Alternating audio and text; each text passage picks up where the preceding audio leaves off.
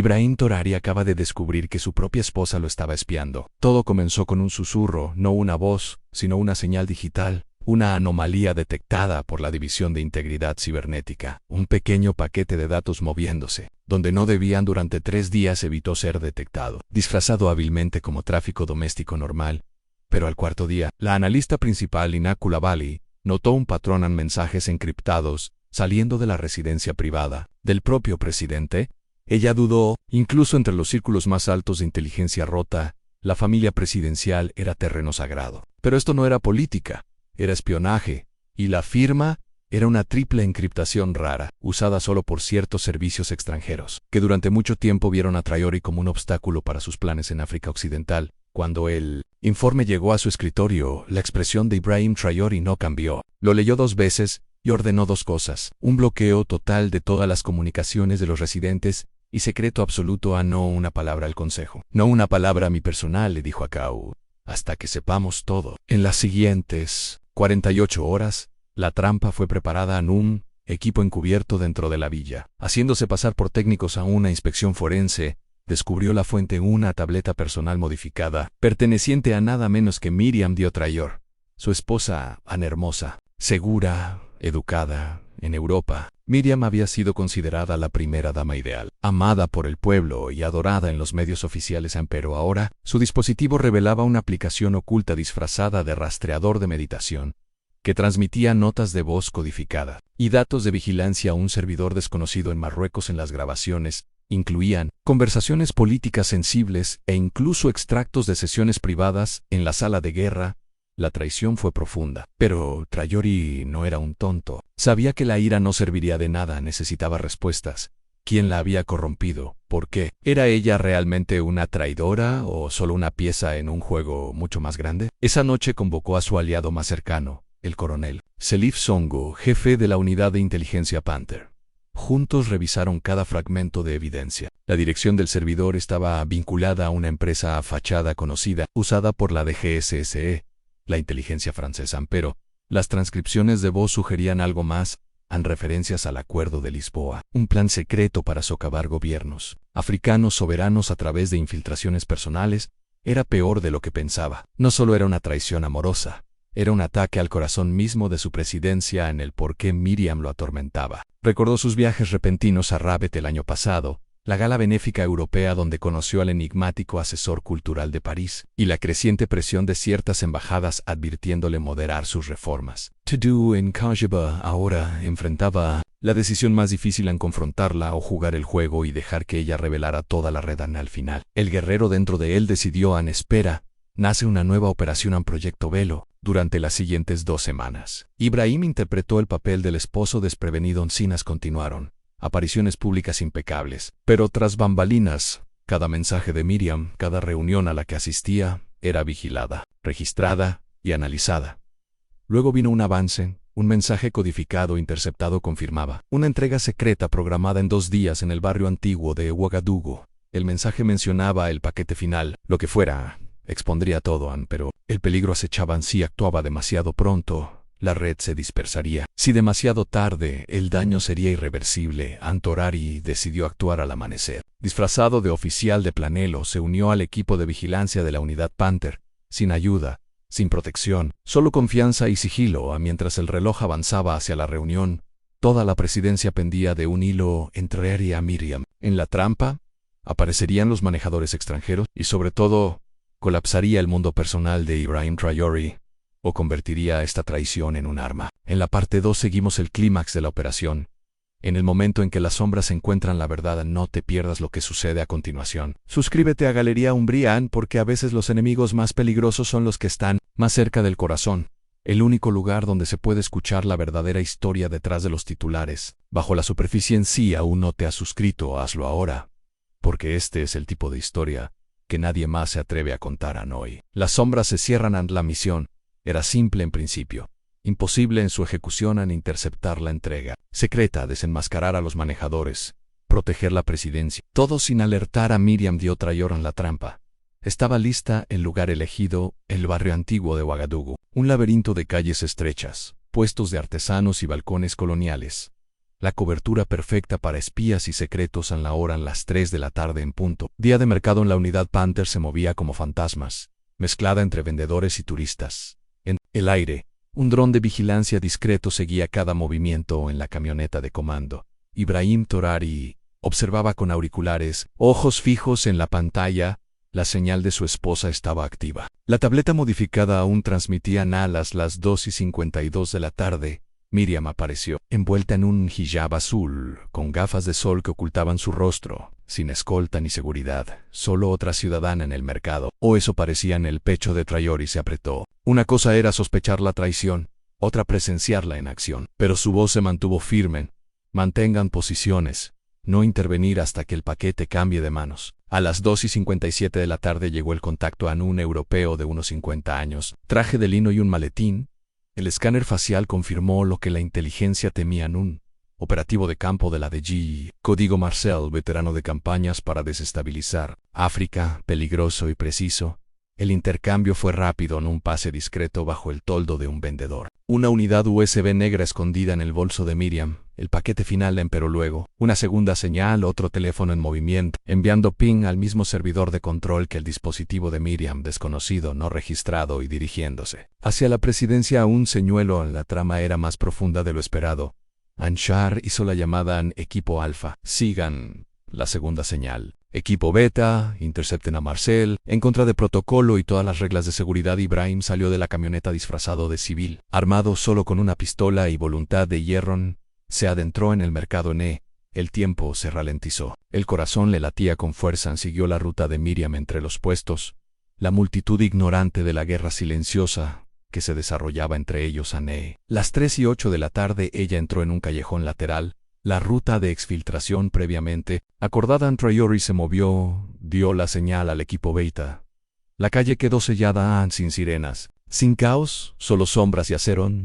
Y entonces, cara a cara, Ibrahim apareció en el callejón, bloqueando su camino. Miriam, con una palabra, un mundo colapsando. Sus ojos se agrandaron, no de sorpresa, sino de entendimiento. El juego había terminado. La USB en su bolso ardía como una marca. Por un momento, no hubo palabras. Solo el zumbido de la traición en el aire. Finalmente habló. Suave y amarga, siempre estuviste un paso adelante. Pero la mirada de Ibrahim era acero frío. No es suficiente, parece. En ese instante, Marcel intentó escapar, pero el equipo Beta cerró el cerco. Breve enfrentamiento, disparo silenciado. El agente detenido en otra parte de la ciudad. El equipo Alfa interceptó la segunda señal. Un mensajero con un paquete duplicado, diseñado como respaldo si el principal era comprometido. En redundancia, la marca del espionaje profesional. La operación fue un asalto total a la presidencia en personal, político, psicológico, pero ahora estaba en ruinas. Y Miriam, la mujer en quien más confiaba, quedaba expuesta. Sin embargo, Ibrahim no reaccionó con violencia. Ordenó una sola cosa: custódienla. Porque en este juego, la información valía más que la venganza. En esa noche, en una cámara segura, bajo la dirección de inteligencia, comenzaron los interrogatorios. Marcel fue el primero en quebrarse. Bajo la presión experta, reveló la red, una operación conjunta entre la DGSSE y una fuerza operativa disidente de la Unión Europea con el objetivo de desestabilizar al gobierno de Traore, comprometiendo su círculo interno, sembrando desconfianza y forzando las elecciones anticipadas favorables a los intereses extranjeros. Ya estaban en marcha. El reclutamiento de Miriam había comenzado 2 años antes. Durante una conferencia humanitaria en Rabat, chantajes, halagos, presiones, una lenta seducción hacia la traición. Pero el verdadero impacto vino con el paquete del segundo mensajero. Un tesoro de archivos comprometidos, videos manipulados y guiones mediáticos preparados para desacreditar a Traore. Si la misión fracasaba, esto no era una simple conspiración, era una guerra luchada con susurros en lugar de balas. Sin embargo, frente a todo esto, Ibrahim Traore permaneció firme. Intacto. En la parte 3 seguiremos las consecuencias en la tormenta política, la repercusión global y el momento en que Traore da vuelta a la situación contra quienes se atrevieron a usar a su esposa en su contra. Suscríbete ahora a La Voz de Ibrahim Traore, porque la verdadera batalla apenas comienza, donde la verdad corta más profundo que la traición en sí. Estás viendo esto. Sabes que los enemigos de África no descansan, y nosotros tampoco. Si no te has suscrito, hazlo ahora, porque en el capítulo de hoy, el cazado se convierte en cazador. Al día siguiente de la entrega fallida, Ouagadougou hervía bajo la superficie. Las embajadas internacionales vibraban, los canales de noticias especulaban y, a puerta cerrada, Los agentes extranjeros se apresuraban a evaluar las consecuencias, pero en el centro de todo, Ibrahim Traore permanecía en silencio, no roto, no derrotado, sino calculadora. No había perdido simplemente a una esposa. Había descubierto un arma y ahora la usarían al mediodía. El agente capturado, Marcel, estaba bajo intenso interrogatorio. En los archivos recuperados de ambas entregas mostraban un panorama condenatorio: nombres, cuentas, agentes infiltrados en múltiples estados de África Occidental. Todo parte de una operación mayor llamada Orchid Fall. Su objetivo: desestabilizar gobiernos nacionalistas, reafirmar dominancia económica y, lo más escalofriante, asegurar que las nuevas leyes de recursos de Burkina Faso nunca entraran en vigor. Pero Traore quería más que pruebas, quería poder con precisión quirúrgica. Su equipo fabricó una narrativa falsa. Marcel había confesado completamente. Miriam cooperaba y el servicio de inteligencia de Burkina Faso se preparaba para publicar un dossier público con todos los actores extranjeros involucrados en la carnada. Estaba lista. El primer efecto llegó en menos de 24 horas. Mensajes encriptados explotaron en las redes europeas, frenéticas maniobras para borrar huellas. Luego aparecieron los emisarios. Un enviado de bajo rango buscando aclaraciones privadas en la oficina de Traore. Pero él rechazó toda diplomacia clandestina. En cambio, dio un paso audaz en un discurso público, en vivo, sin guión. No mencionó nombres ni acusaciones directas, solo un mensaje simple: en Burkina Faso ha sobrevivido a la traición porque la verdad es más fuerte que la manipulación. Quienes aún buscan controlar nuestro futuro, sepan esto: el juego se terminó. África no se arrodillará. El impacto fue eléctrico. Orchidfall.com se convirtió en tendencia en todo el continente. En líderes de Malí a Guinea expresaron solidaridad. Activistas inundaron las redes con el hashtag Africa Will Not Now. En París, Londres y Bruselas cundió el pánico, porque pocos comprendían que el equipo de Traore ya había filtrado fragmentos selectos de Orchid Fall a periodistas confiables, lo suficiente para despertar sospechas sin revelar todo el plan. Los viejos poderes quedaron atrapados a negar y arriesgar ser descubiertos como mentirosos, admitir y enfrentar un colapso diplomático. Mientras tanto, en la dirección de inteligencia, Miriam estaba bajo vigilancia, no como prisionera sino como clave, porque en lo profundo de su mente había algo que Traore aún necesitaba. El motivo: ¿era ella una peona, una creyente verdadera o algo más? La respuesta llegó inesperadamente durante una conversación monitoreada. Reveló un solo nombre: un asesor de la Unión Europea que había conocido en Rabat, quien no ofrecía amenazas, sino salvación, protección para su familia en Europa, inmunidad para su hermano enredado en escándalos financieros y sobre todo la ilusión de que sus acciones preservarían la estabilidad en Burkina Faso.